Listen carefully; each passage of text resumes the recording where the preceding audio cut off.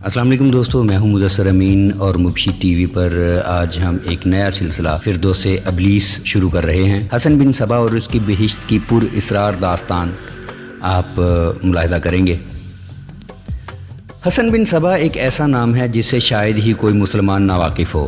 یہ نام ذہن میں آتا ہے تو وہ بہشت جنت ارضی لازماً یاد آتی ہے جو حسن بن صبا نے وادی علموت میں بنائی تھی۔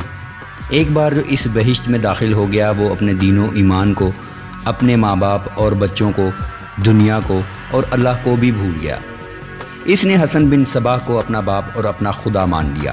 حسن بن صبا نے کہا کہ اپنے خنجر سے اپنا پیٹ چاک کر دو، پھر تم ہمیشہ ایسی بہشت میں رہو گے جو اس بہشت سے زیادہ دل نشین اور سحر انگیز ہوگی۔ اس بہشتی نے پلک جھپکتے خنجر نکالا اور اپنا پیٹ چاک کر لیا۔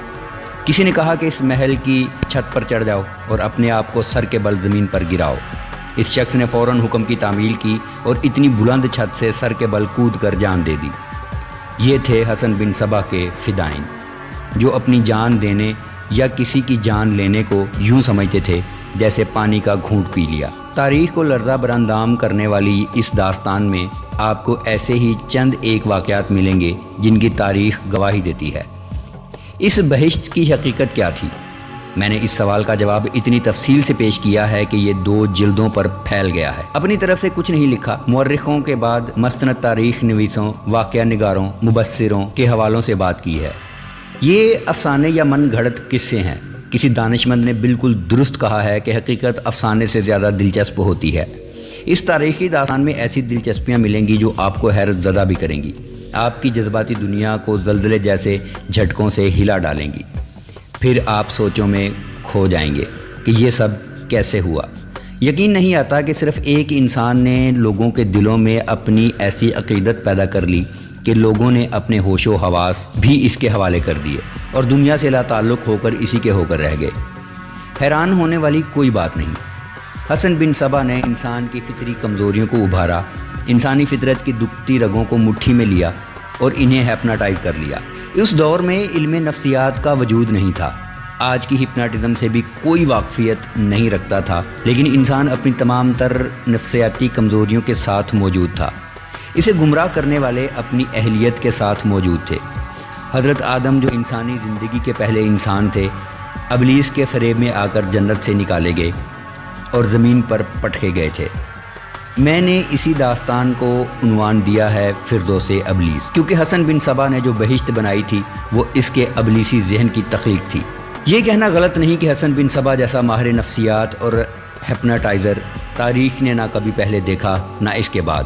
اللہ کے بھیجے ہوئے پیغمبروں نے لوگوں کو انسانی عظمت کی راہ پر ڈالا تھا، لیکن حسن بن صبا نے اپنے پیروکاروں کو انسانیت کی راہ سے ہٹا کر ابلیسیت کی راہ پر ڈال دیا۔ اس کی بہشت کی اصل حقیقت حشیش میں پوشیدہ تھی۔ حشیش کو عام زبان میں بھنگ کہا جاتا ہے، لیکن یہ بھنگ سے ملتا جلتا ایک پودا تھا جس کا نشہ بھی بھنگ سے ملتا جلتا تھا، مگر اثرات بھنگ سے زیادہ اور کچھ مختلف تھے۔ اس سے انسان بڑے ہی حسین تصورات میں دیکھتا اور انہیں حقیقت سمجھتا تھا۔ اس نشے کے ساتھ حسین و جمیل لڑکیاں فردوس ابلیس کو مکمل کر دیتی تھیں۔ ان لڑکیوں کو خصوصی ٹریننگ دی ہوئی تھی۔ یہی انسان کی وہ کمزوریاں ہیں جو اسے اللہ کی جنت سے نکلوا کر ابلیس کی بہشت میں پہنچا دیتی ہیں: عورت، نشہ، حقائق سے فرار اور لذت پرستی۔ حسن بن صبا سلجوکیوں کے دور میں اٹھا اور دیکھتے ہی دیکھتے عروج تک پہنچا۔ سلجوکی اسلام کے شیدائی، اسلام کی عسکری روایات کے رکھوالے اور مردان حر تھے۔ ایک سلجوکی حکمران نے حسن بن صبا کی گرفتاری کا حکم دیا، لیکن یہ شخص قبل از وقت پتہ چل جانے سے فرار ہو گیا، پھر کسی کے ہاتھ نہ آیا۔ وہ کہاں گیا، کدھر ڈوبا، کدھر نکلا، یہ بڑی ہی دلچسپ اور سنسنی خیز واقعات سے بھرپور داستان ہے جو میں اس کتاب میں پیش کر رہا ہوں۔ فردوس ابلیس کے اس خالق نے ایک جنگجو لشکر تیار کر لیا تھا۔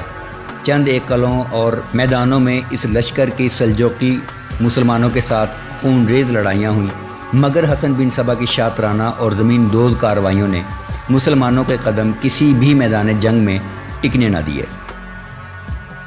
حسن بن صبا کے پیروکاروں، خصوصاً اس کے فدائیوں کو حشیشین کہا جاتا ہے، کیونکہ وہ حشیش کے نشے میں اپنی تمام پر اسرار کارروائیاں کرتے تھے۔ پھر انہوں نے بڑی بڑی شخصیات کو قتل کرنے میں خصوصی شہرت حاصل کی تھی۔ انہوں نے صلاح الدین ایوبی پر 4 قاتلانہ حملے کیے تھے۔ غالباً ایوبی واحد شخصیت تھی جسے حشیشین قتل کرنے میں ناکام رہے، ورنہ ان کے ہاتھوں کوئی زندہ نہیں رہتا تھا۔ اس داستان میں آپ کو یہ تفصیلات بھی ملیں گی کہ انہوں نے کیسی کیسی شخصیات کو کیسے کیسے طریقوں سے قتل کیا۔ تاریخ کی ایک مشہور و معروف شخصیت نظام الملک، جو بہت بڑا عالم دین اور دانشور تھا، عمر خیام اور حسن بن صبا ایک ہی مدرسے میں پڑھے تھے اور گہرے دوست بن گئے تھے۔ آگے چل کر تینوں کے راستے جدا ہو گئے۔ نظام الملک سلجوقی حکومت کا وزیر اعظم بنا اور حسن بن صبا کو نوکری دلوائی، لیکن ایک وقت آیا کہ حسن بن صبا نے نظام الملک کو قتل کروا دیا۔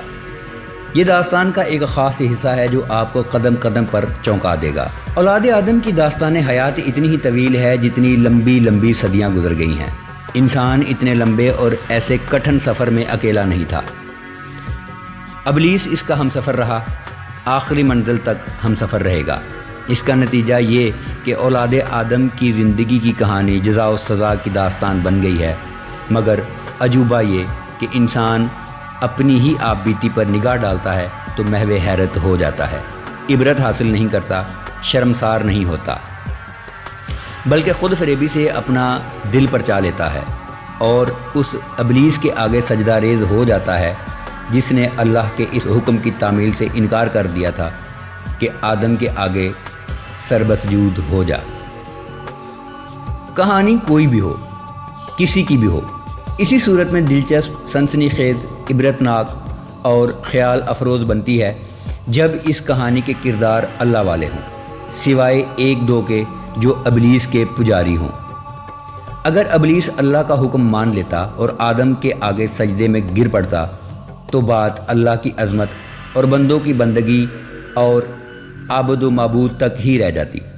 اللہ نے نیک اور پارسا بندوں سے جنت کا وعدہ کیا ہے، ابلیس نے بندوں کو بدی کے راستے پر ڈال کر انہیں دنیا میں جنت دکھا دی ہے، اور یہی ہے وہ ابلیس کی جنت جس نے اولاد آدم کی سوانح حیات میں قوس قزح جیسے رنگ بھرے ہیں۔ یہ الگ بات ہے کہ ابلیس نے اپنے پجاریوں کے لیے جو بھی جنت بنائی اور اسے بڑے ہی دل نشین رنگ دیے، وہ کچھ عرصے بعد صرف ایک رنگ میں روپوش ہو گئی، یہ خون کا رنگ تھا۔ شداد عاد حضرت موسیٰ کے دور کے لگ بھگ ایک ملک کا حکمران تھا۔ مورخوں میں اختلاف پایا جاتا ہے کہ صحیح طور پر وہ کس دور کا بادشاہ تھا۔ جب بھی تھا، جہاں بھی تھا، اس میں اختلاف ہو سکتا ہے، لیکن اس حقیقت پر سب مورخ متفق ہیں کہ شداد کے مزاج شاہی میں فرعونیت، اس کا طرز حکومت فرعونوں جیسا تھا۔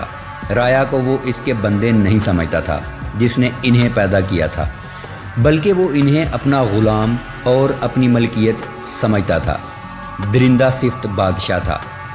مجبور و مقہور رعایا نے جب اس کے آگے سجدے کرنے شروع کیے تو اس نے خدائی کا دعویٰ کر دیا، اور بھوکی ننگی رعایا نے اسے خدا مان لیا۔ وہ معبود بن گیا۔ وہ خدا ہی کیا جس کے پاس جنت نہ ہو۔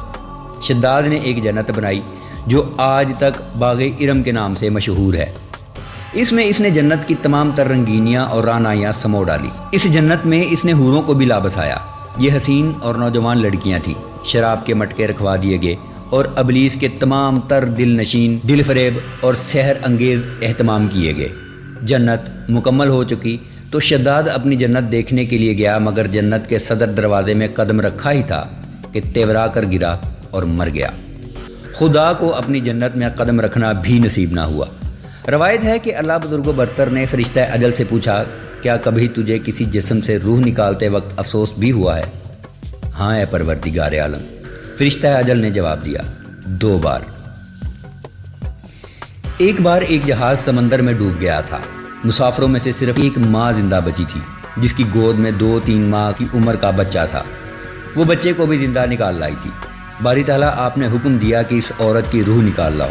مجھے بہت دکھ ہوا کہ ماں زندہ نہ رہی تو بچے کا کیا بنے گا، لیکن خدائے بزرگ و برتر، موت و حیات آپ کے اختیار میں ہے، میں نے آپ کے حکم کی تعمیل کی۔ اور دوسری بار، اے پروردگار عالم، فرشتہ اجل نے کہا، شداد ایک بادشاہ تھا، اس نے بڑی محنت سے جنت بنائی تھی، اس پر خزانے لٹا دیے تھے، اس کی تکمیل میں اس کی عمر کا ایک حصہ گزرا تھا۔ اس نے اپنی جنت کی تعمیر اس وقت شروع کی جب جوان تھا، تکمیل اس وقت ہوئی جب جوانی گزر گئی۔ وہ اپنی جنت کو دیکھنے گیا تو آپ نے حکم دیا کہ یہ شخص اپنی بنائی ہوئی جنت میں داخل ہونے لگے تو اس کی روح نکال لاؤ۔ میں نے آپ کے حکم کی تعمیل کی، اپنا فرض ادا کیا، لیکن میرا دل رنج و ملال میں مبتلا ہو گیا کہ یہ شخص اپنی بنائی ہوئی جنت میں قدم بھی نہ رکھ سکا، کہ اس کا بے روح جسم جنت کے دروازے میں گر پڑا۔ لیکن اے خالق کائنات، میں چون چرا نہیں کر سکتا۔ جانتے ہو یہ شداد کون تھا؟ باری تعالیٰ نے پوچھا اور خود ہی جواب دیا، یہ وہی بچہ تھا جسے ماں سمندر میں سے زندہ نکال لائی تھی، اور میں نے تجھے کہا تھا کہ اس کی ماں کی روح نکال لاؤ۔ فرشتہ اجل نے رکوع میں جا کر کہا، بے شک آپ ہمیشہ زندہ رہنے والے، زندگی اور موت دینے والے ہیں۔ پھر تاریخ میں ایک اور جنت کا ذکر ملتا ہے جو شداد کے باغ ارم جیسی پرانی بات نہیں بلکہ کل کی بات لگتی ہے۔ 5ویں صدی ہجری 11ویں صدی عیسوی کو تاریخ پرانی بات نہیں کہتی، تاریخ میں سال لمحوں کی حیثیت رکھتے ہیں۔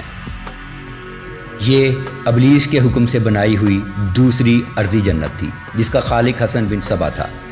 اس نے خدائی کا دعویٰ تو نہیں کیا، لیکن بلا خوف تردید یہ دعویٰ کرتا تھا کہ خداوند تعالیٰ اس پر وحی نازل کرتا ہے اور براہ راست احکام دیتا ہے۔ اس کے بنائے ہوئے فرقے کے پیروکار آج بھی موجود ہیں۔ حسن بن صبا نے ابلیس کی حکومت قائم کر دی تھی۔ اس نے جو فرقہ بنایا تھا وہ انتہائی خوفناک سازشوں، زوما کے قتل اور بے حد شرمناک اور ہولناک گناہوں کی وجہ سے مشہور ہوا۔ اس فرقے کی بنیاد ہی بدی پر رکھی گئی تھی۔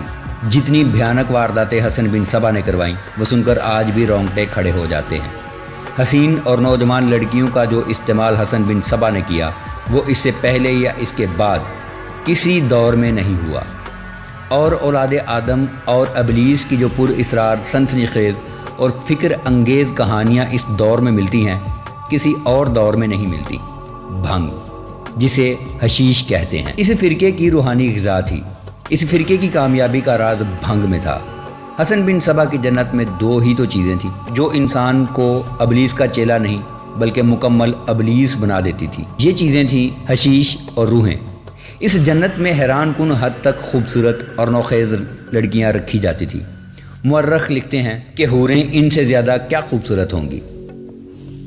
نشہ شراب کا ہو، خواہ حشیش کا، چرس کا ہو، خواہ ہیروئن کا، اللہ تبارک تعالیٰ نے اسے ام الخبائث کہا ہے۔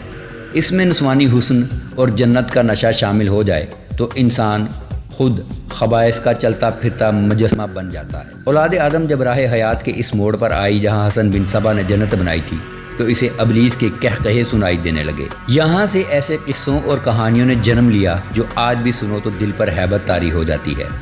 کبھی شک ہوتا ہے کہ یہ واقعات صداقت کے پیمانے پر پورے نہیں اترتے، لیکن یہ چھوٹی سے چھوٹی تفصیل تک سچے ہیں۔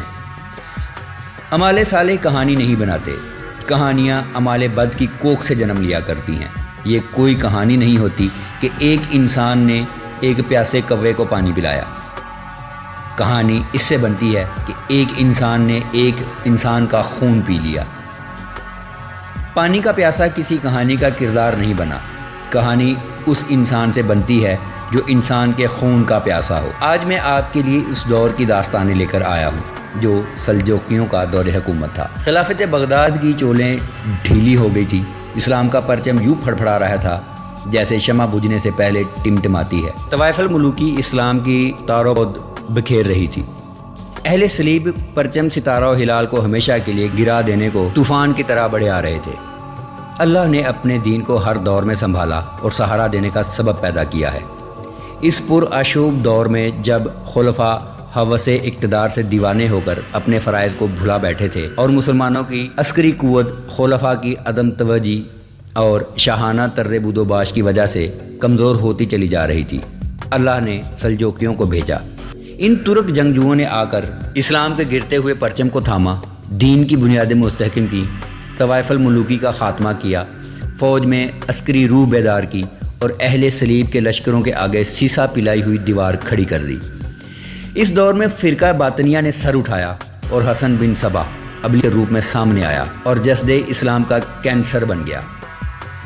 حسن بن صبا آیا کہاں سے تھا؟